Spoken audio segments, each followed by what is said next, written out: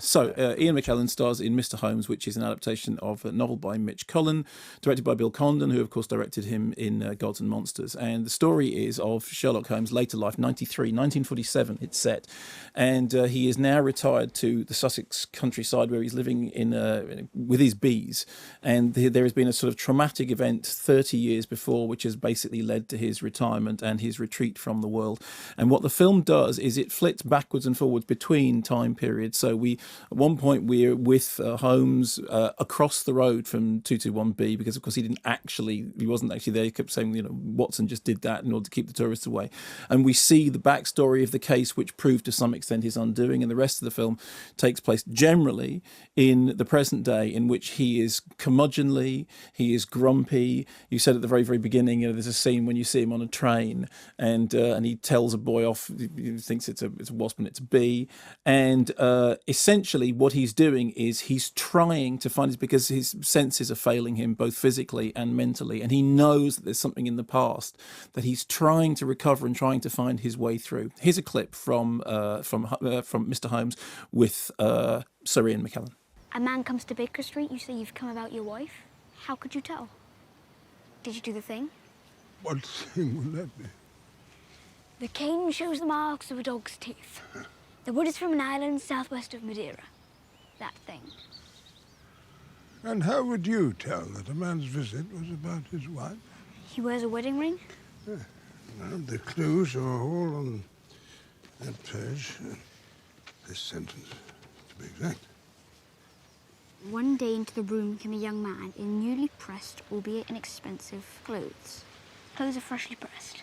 He's a young man, though, not expensive clothes. Then his wife must press them. Men don't have the talent, and he can't afford a servant to do so. Very good. That's how you knew it was about the wife. Well, no. When you're a detective and a man comes to visit you, it's usually about his wife. What I like about this film, and I have to say it's grown on me since I saw it. When I saw it at first, I thought it was good. And then the more I've thought about it, the more it's... I like that when that happens with a film, that the more you think about it, the more rich it seems to become. I mean, the character of Sherlock Holmes in terms of cinema dates, right back to the beginning of cinema. 1900, I think, was the earliest one, this Sherlock Holmes Baffled short. And since then, we've seen so many incarnations of Holmes. Recently, we've had Benedict Cumberbatch on television. We've had Robert Downey Jr. as a pugilist Sherlock in the Guy Ritchie movies.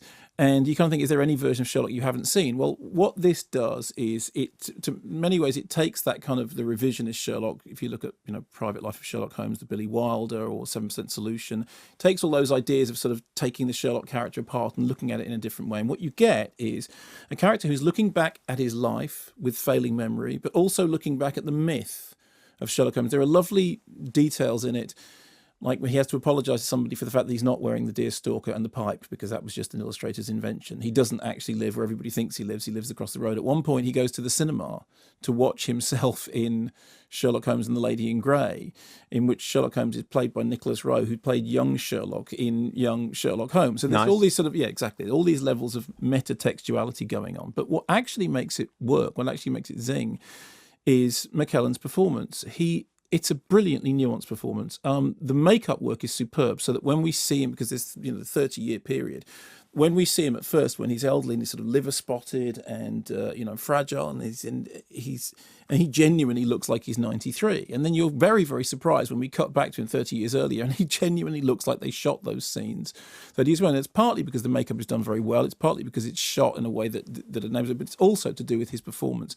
Even when he's not talking, the way in which he breathes, the way in which he stands, the way in which he goes, which reminded me of Tim Spall in Mr. Turner. I mean, there is an incredible range of... Just the sound that old people make. Yes, but the particular way in which he does it makes particular sense. And you could say that you could go and see Mr. Holmes and just spend the whole movie just reveling in Ian McKellan's performance because of those nuances, which are so lovely.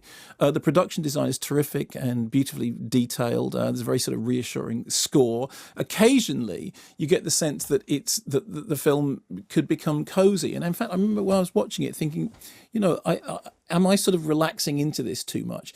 But what happens with it is, because it's going between these two different time frames, because what it's actually trying to do is to unravel a mystery that's actually really quite, it's not a case to be solved. It's an emotion to be understood.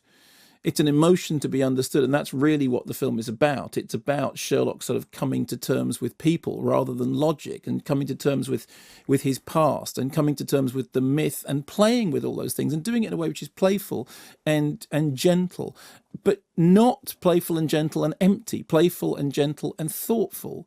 And you know, we mentioned this before, that there's a sort of twinkle that he has, of the Gandalf twinkle, you know.